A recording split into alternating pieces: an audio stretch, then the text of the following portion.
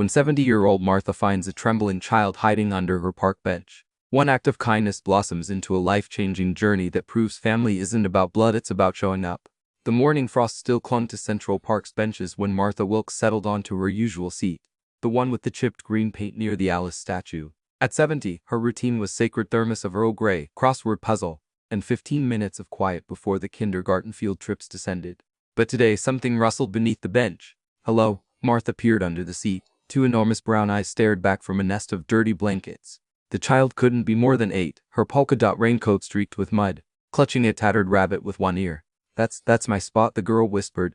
Martha's teacher instincts kicked in. "Well then, we'll share." She unwrapped her turkey sandwich, the good kind from the deli, and broke it in half. The girl devoured it like a starved sparrow. "I'm Leela," she offered between bites. "The shelter kicks us out at 7. Martha's heart clenched. She'd taught hundreds of children at Peace 122, but none with shadows this deep under their eyes. When Leela pointed to the crossword, Martha saw her chance. Ever done one of these? By noon, they'd filled 7 clues. When Martha stood to leave, Leela blurted, "Will you come back tomorrow?" The desperation in her voice mirrored Martha's own loneliness since Walter passed. "Same time," Martha promised. But as she walked away, she noticed Leela's trembling hands and the way she flinched at loud noises. That night, Martha stared at Walter's empty recliner. For the first time in 3 years, she didn't feel quite so alone. Martha's tiny kitchen smelled of vanilla and regret. She'd baked 24 cupcakes, enough for her bridge club meeting, and hopefully enough to coax more words from the quiet girl who dominated her thoughts all week. At the park bench, Leela arrived with dirt-smudged cheeks but clean braids. "You came back," she breathed, eyeing the pink frosted treats. "Teachers always keep their promises," Martha said, handing her a napkin.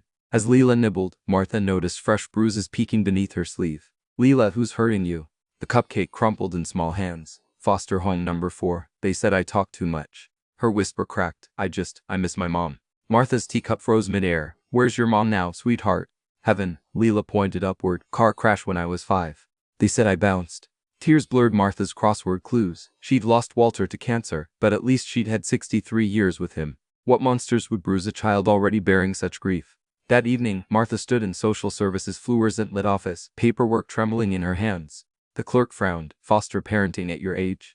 "I taught children for 40 years, Martha countered. "Surely that counts for something." As she left, her phone buzzed a voicemail from the shelter. Leela had run away. Martha clutched her pearl necklace, Walter's final gift, and made a silent vow she'd find this child if it took her last breath.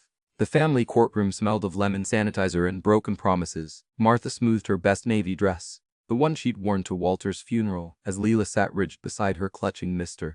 Hops. Across the aisle, Foster Home 4's director smirked at his lawyer. Judge Peterson adjusted his glasses. "Ms. Wilkes, the state questions your ability to care for a traumatized child at 70. Martha stood slowly, knees protesting. "Your Honor, I've comforted scared children through fire drills and divorces. Age just means I've loved longer."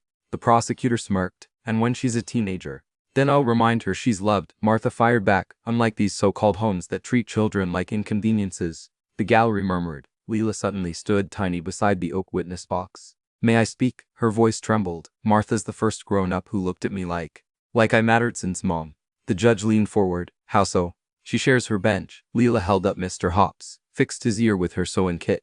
"Lets me stir the batter even when I make lumps." When a gavel struck, granting temporary custody, Martha's arthritis forgotten, she hugged Leela tightly. Outside, spring blossoms swirled around them like confetti. "Ready to go home?" Martha whispered. Leela's nod against her shoulder felt like sunrise. Leela's 8th birthday nearly didn't happen. Martha woke to sirens, police lights flashing through her lace curtains. A social worker stood on her porch holding paperwork. "Foster Home 4 is challenging the custody ruling," she said apologetically. Inside, Leela froze mid-panic flip, batter dripping onto the stove. "They're sending me back."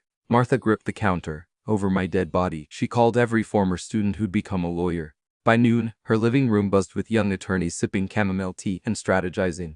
That afternoon, Martha threw the birthday party anyway, complete with a lopsided chocolate cake and streamers in the magnolia tree. Neighborhood children played pin the tail while Leela whispered to Martha, "What if this is my last happy day? Then we'll make it glorious," Martha vowed. She just lit the candles when a car pulled up.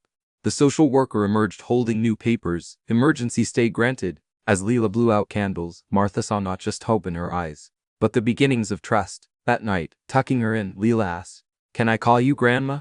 Martha kissed her forehead. "I thought you'd never ask." Outside, fireflies danced like tiny lanterns guiding them home. 10 years later, Martha's porch light still burned brightest on the block, a beacon for the neighborhood teens who gravitated to her wicker chairs. Leela, now 18 with college acceptance letters in hand, stirred lemonade as Martha held court. "Miss Martha," asked a shy boy from down the street, "how'd you know Leela was your family?"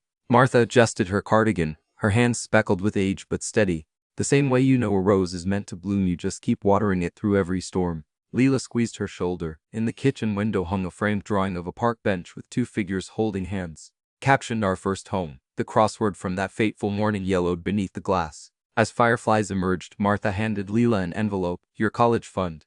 Inside was the deed to the house. "No more shelters. No more foster homes. This is yours forever." That night, as cicadas sang, Martha rocked contentedly. Her greatest lesson wasn't in any teacher's manual. Love wasn't about blood or age, but showing up day after day, cupcake after cupcake, until the scared little girl under the bench became a woman ready to change the world.